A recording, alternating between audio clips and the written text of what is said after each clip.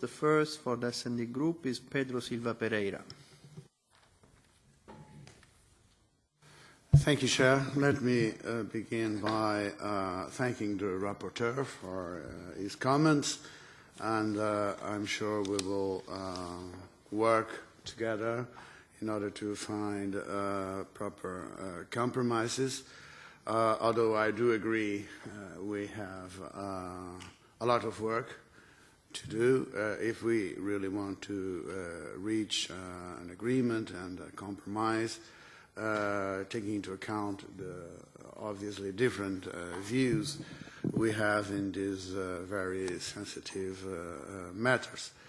But I believe that's possible. It was possible in the past, so I can only hope that we can, in fact, work together towards a document that can reflect the political will of this Parliament. First of all, on the situation, I think that we can all agree that there's a recovery which is still fragile, and we have serious problems of divergence in the European Union, and in particular in the Eurozone. But taking into account this situation, the Commission is telling us that something different must be done. Now, we've made papers in the past asking for investment, recovery, convergence even. The titles are always very clear in this respect. But the Commission is now telling us that, as you said, that monetary policy must be complemented by the efforts of other policies, in particular by fiscal policies and structural policies. But the Commission is telling us something more now. The Commission is saying that the onus now is much more on the other policies.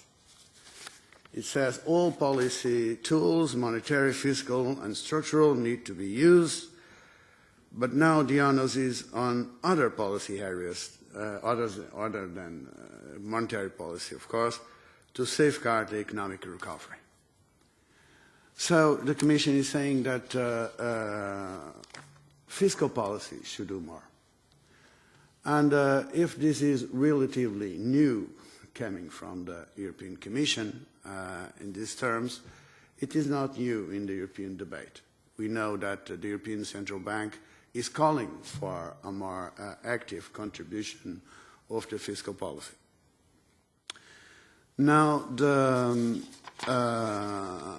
the proposal of the Commission takes the form of a specific suggestion, a positive fiscal stance for the Eurozone.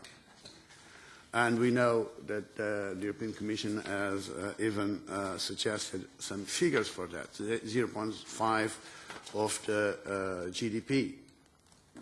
So this is the concrete proposal. This is the political proposal of the European Commission. And the first thing we should ask ourselves is what is the political answer of the European Parliament to this proposal? Now, I've seen that you've suggested to say we take note of the proposal. That's something. I would very much welcome a more positive approach of the European Parliament regarding this specific proposal, because this addresses the real problem we have. If we want to have investment, if we want to address problems of unemployment, then for sure we must have a more positive contribution of the fiscal policy. And the European Commission is not asking us to give up the Stability and Growth Pact. It's not a choice between deficits and growth. This is the old terms of the debate. We now know that it is possible to achieve results regarding responsible public finances with investment, with economic growth. And austerity can also create problems on achieving results regarding fiscal policy targets. So I think that the first thing that this Parliament should do is to have a debate on this proposal, to face it, not to ignore it, and to have a political position on this. Let me also tell you that, of course, I understand all the discussion about the credibility of the rules.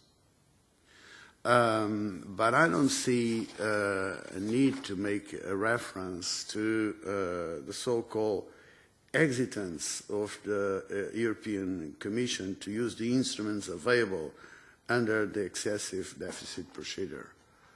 Because on the contrary, if this is a reference to the debate on sanctions against Portugal and Spain, I recall that the position of this Parliament was quite clear in this respect. It's not a matter of exitance, it's a matter of choice, and the right choice there was not to apply sanctions.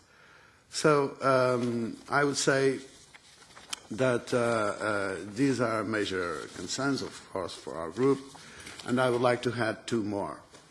The first one has to do with investment.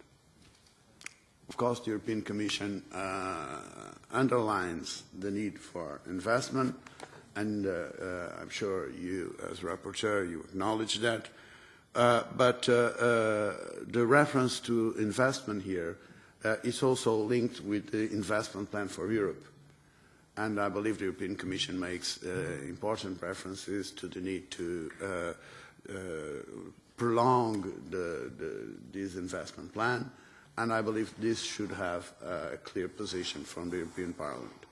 And finally, the social problems and convergence, where I think that our message should also be clear, because this is about recovery, but it is also about dealing with divergence, which is, in fact, killing the European project, so we have to address it.